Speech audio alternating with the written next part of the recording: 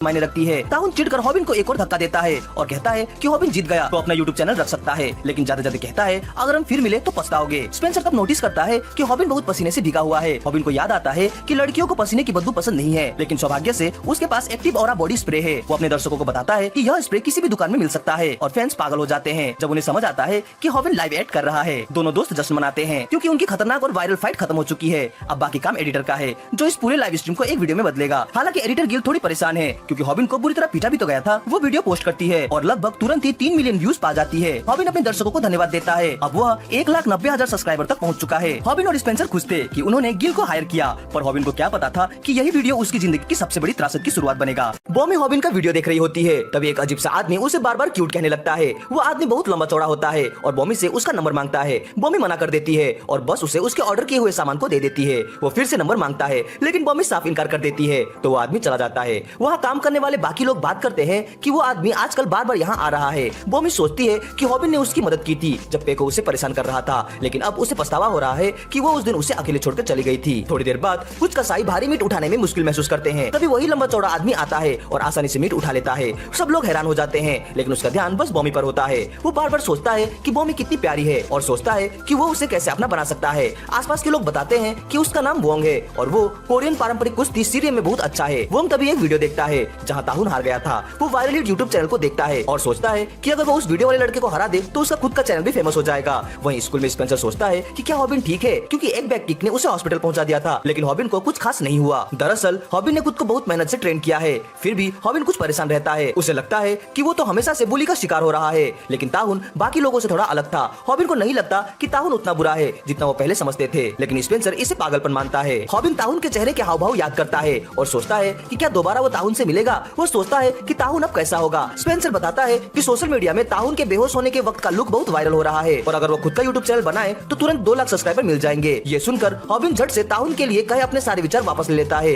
क्योंकि उसे लुक से फायदा उठाना पसंद नहीं। उधर गेल खुद को याद दिलाती है कि उसे कुछ आदतें छोड़नी होगी, जैसे कि बूढ़ों जैसी बातें करना और अचानक गाना गाने लगना। तभी कुछ बदमाश लड़के उसे डराकर चिढ़ाते हैं और उसका रिएक्शन वीडियो रिकॉर्ड कर लेते हैं। गेल उनसे वीडियो डिलीट करने को कहती है, लेकिन वो धमकी देते हैं कि अगर वो शांत नहीं हुई तो वीडियो को तुरंत अपलोड कर देंगे ताकि उनके चैनल को व्यूज मिले। उनमें से एक मजाक में कहता है कि अगर वो ऐसा करते हैं तो हॉबिन आ जाएगा। फिर वो सब झूठ मूठ हॉबिन के हिट खाओ चोट मत खाओ वाले मूव से डरने का नाटक करते हैं। बदमाश लड़कों को हॉबिन की फाइटिंग टेक्निक पर हंसी आती है और वो सोचते हैं कि असली लड़ाई में तो वो कभी काम नहीं आएगी। ये बात सुनकर गेल को गुस्सा आ जाता है और वो उन पर हमला करने की कोशिश करती है, लेकिन उनमें से एक लड़का उसी टेक्निक का इस्तेमाल उस पर कर देता है। दूसरी लड़कियां उसे बोलने के तरीके को लेकर चिढ़ाती है, लेकिन गेल कहती है कि वो अपनी पूरी कोशिश कर रही है। उसी वक्त स्पेंसर वहाँ आता है और पूछता है कि वे लोग गेल के साथ क्या कर रहे हैं। गेल देखती है कि स्पेंसर कूल स्टाइल में आता है, लेकिन लड़ाई में वो बिल्कुल बेकार साबित होता है। बदमाश उसे चुटकियों में हरा देते हैं। फिर वो उसका नाम स्पेंसर सुनकर उसका मजाक उड़ाते हैं। जैसे वे गेल पर हमला करने ही वाले होते हैं तभी हॉबिन आ जाता है और उन्हें रोक देता है। बदमाश हॉबिन से डरते नहीं क्योंकि असल में हॉबिन उन्हें काफी छोटा लगता है। ये सारे बदमाश पहले साल के छात्र होते हैं और हॉबिन जो दूसरे साल में है हैरान होता है कि आजकल के बच्चे इतने बड़े कैसे हो गए हैं। हॉबिन को समझ में नहीं आता कि अब क्या करे। बदमाश पूछता है कि क्या वो लड़ना चाहता है। वो बताते हैं कि उनका भी यूट्यूब चैनल है और उन्हें लगता है कि ताहुन के खिलाफ हॉबिन की फाइट नकली थी। उन्हें यकीन है कि असली लड़ाई में हॉबिन ताहुन को कभी नहीं हरा सकता। उनका लीडर हॉबिन को चैलेंज देता है,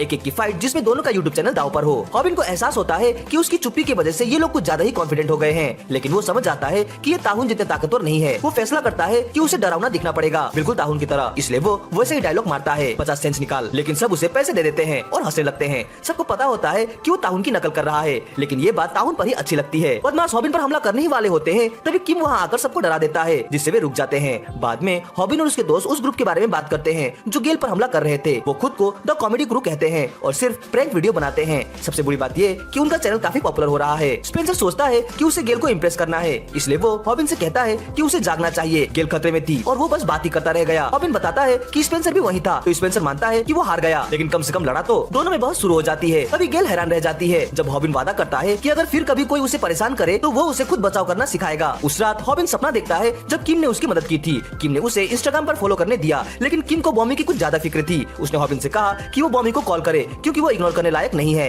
हॉबिन सोचता है कि कहना आसान है, लेकिन वो अपनी हार के बाद बॉमी का सामना नहीं कर सकता। उधर गेल पागलों जैसी हंसी हंसती है क्योंकि हॉबिन ने उसकी रक्षा की थी। वो बहुत उत्साहित हो जाती है और तुरंत हॉबिन को मैसेज कर देती है। हॉबिन सोचता है कि शायद कुछ जरूरी बात होगी, लेकिन गेल बस ऐसे ही मैसेज करना चाहती थी। मैकडॉनल्ड में वही लंबा आदमी फिर से बॉमी को घूरता है और फिर चला जाता है। बॉमी खुश होती है कि वो चला गया, लेकिन उसे अजीब लगता है कि वो बार बार ऐसे ही घूरता है। उसे डर लगने लगता है क्योंकि वो आज नाइट शिफ्ट में है और सोचती है कि कहीं वो बाहर इंतजार ना कर रहा हो। तभी वो चौंक जाती है जब हॉबिन अचानक वहाँ आकर कुछ ऑर्डर करता है, बॉमी नाराज होकर कहती है कि उसके पास वो वैरायटी नहीं है, लेकिन फिर भी वो उसे वो चीज दे देती है और गुस्से में अगले कस्टमर को बुलाती है। हॉबिन समझ जाता है कि बॉमी क्यों नाराज है। वो बिना कुछ कहे 2 महीने से गायब था। हॉबिन के पास अपनी वजह है, लेकिन उसे पता है कि बॉमी को नहीं पता कि वो खुद को कितना शर्मिंदा महसूस करता है। लेकिन बॉमी ने हॉबिन के लिए खुद वो चीज बनाई थी, इसलिए हॉबिन सोचता है कि अब तो उसे खाना ही होगा। तभी बॉमी नोटिस करती है कि हॉबिन के हाथ पर कुछ लिखा है। हॉबिन ने खुद के लिए लिखा था कि उसे बॉमी को कॉल या मैसेज नहीं करना चाहिए, बल्कि खुद जाकर उससे मिलना चाहिए। उसने यहाँ तक लिख लिया था कि जाकर उसे क्या कहना है। ये देखकर बॉमी को हंसी आ जाती है, लेकिन वो छुपा लेती है और अगला कस्टमर बुला लेती है। हॉबिन सोचता है कि आसपास और कोई कस्टमर तो नहीं है, लेकिन सबसे जरूरी बात यह है कि बॉमी मुस्कुराई थी। बॉमी इनकार करती है, लेकिन हॉबिन कहता है कि उसने उसके प्यारे डिंपल्स देख लिए। बॉमी कहती है कि उसके डिंपल्स तो हमेशा क्यूट रहते हैं और फिर कहती है कि हॉबिन अब चला जाए क्योंकि बहुत काम है। हॉबिन सोचता है कि शायद सब कुछ फिर से सामान्य हो सकता है, इसलिए वो बॉमी से पूछता है वो कैसी है। लेकिन तभी माहौल एकदम बदल जाता है जब बॉमी कहती है कि हॉबिन ने एक लड़की को एडिटर रखा है।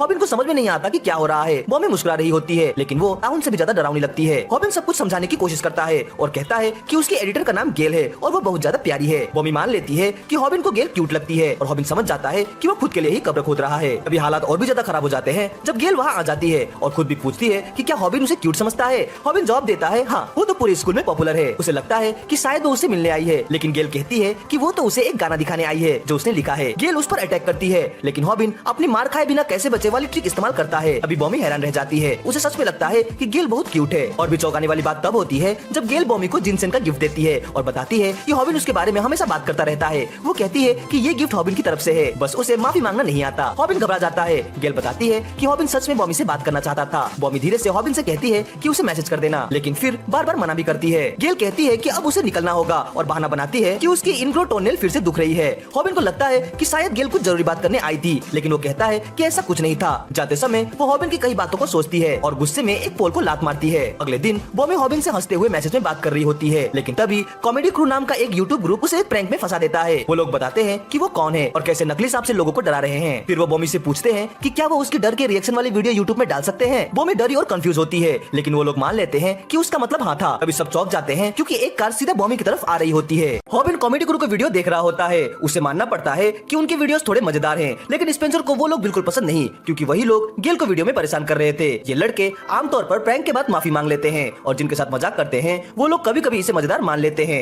वे वीडियो डालने से पहले लोगों से इजाजत भी लेते हैं। ये देखकर हॉबिन हैरान हो जाता है क्योंकि वीडियो में वे बहुत अच्छे लगते हैं, लेकिन स्कूल में असल में कैसे है ये किसी को नहीं पता। फिर हॉबिन चौंक जाता है जब उसे पता चलता है कि उनके 7 लाख से ज्यादा सब्सक्राइबर हैं। वो मजाक में कहता है कि उन्हें भी लोगों पर नकली सांप फेंकना चाहिए, लेकिन स्पेंसर समझाता है कि उनके प्रैंक सिर्फ सांप तक नहीं है। वे ऐसे मजाक करते हैं जो लोगों को परेशान ना करे और देखने में अच्छे लगे। वे सोच समझ कर वीडियो बनाते हैं। हॉबिन को फिर भी लगता है कि उन्हें भी ऐसा कुछ ट्राई करना चाहिए। स्पेंसर कहता है कि हफ्ते में 3 फाइट वाली वीडियो डालनी चाहिए, लेकिन हॉबिन को यह आइडिया पसंद नहीं आता और वो उसे चौक लगा देता है। गेल कॉमेडी क्रू के वीडियो को ध्यान से देखती है, खासकर उनकी एडिटिंग को। तभी कॉमेडी क्रू अचानक आकर हॉबिन का मजाक उड़ाते हैं कि वो कितना पतला है। फिर वे स्पेंसर को भी चिढ़ाते हैं और बोलते हैं कि लगता है जैसे ये लोग लड़ाई करना चाहते हैं। कॉमेडी क्रू उन्हें ललकारता है, लेकिन स्पेंसर तो डर के मारे पीछे छुप जाना चाहता है। वे गेल को भी ताने मारते हैं, लेकिन फिर कहते हैं कि छोड़ो इन लूजर्स को, इनके तो सिर्फ 1,90,000 सब्सक्राइबर हैं। तभी हॉबिन गुस्से में कहता है कि एक दिन हम भी अपना प्रैंक वीडियो बनाएंगे, तब देखना। लेकिन स्पेंसर उसे बेवकूफ कहता है और बताता है कि प्रैंक वीडियो बनाना बहुत रिस्की होता है। शूटिंग के समय कुछ भी गलत हो सकता है, इसलिए ज्यादातर चैनल स्क्रिप्ट का इस्तेमाल करते हैं, लेकिन ये कॉमेडी क्रू स्क्रिप्ट नहीं इस्तेमाल करता, इसलिए गलती होने पर उन्हें दिक्कत हो सकती है। उसी वक्त हॉबिन को बॉमी का मैसेज आता है और वो खुश हो जाता है,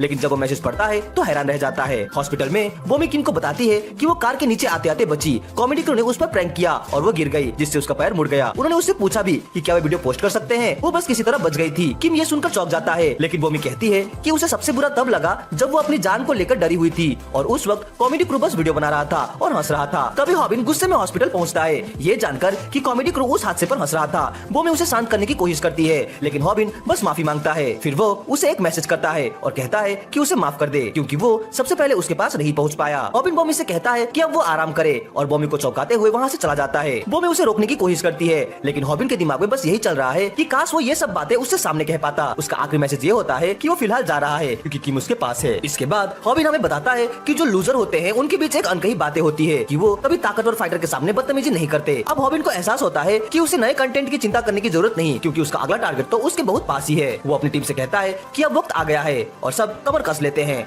हॉबिन ऐलान करता है कि अब वे कॉमेडी क्रू को हरा देंगे। इसके बाद हॉबिन बॉर्डमैन की अगली हाउ टू फाइट वीडियो देखता है, जिसका टाइटल है कई लोगों से एक साथ कैसे लड़े। स्पेंसर हैरान होता है कि हॉबिन तो पहले लड़ाई नहीं करना चाहता था, तो क्या उसने अपना मन बॉमी के लिए बदल लिया। लेकिन इस बार की लड़ाई बाकी सभी से बिल्कुल अलग है, क्योंकि सामने 3 लोग हैं। हॉबिन खुद मानता है कि उसके पास उन्हें हराने का कोई चांस नहीं है, इसलिए वो उनसे लड़ने वाला नहीं नहीं है। असल में ये पहली बार था जब हॉबिन को सैम डे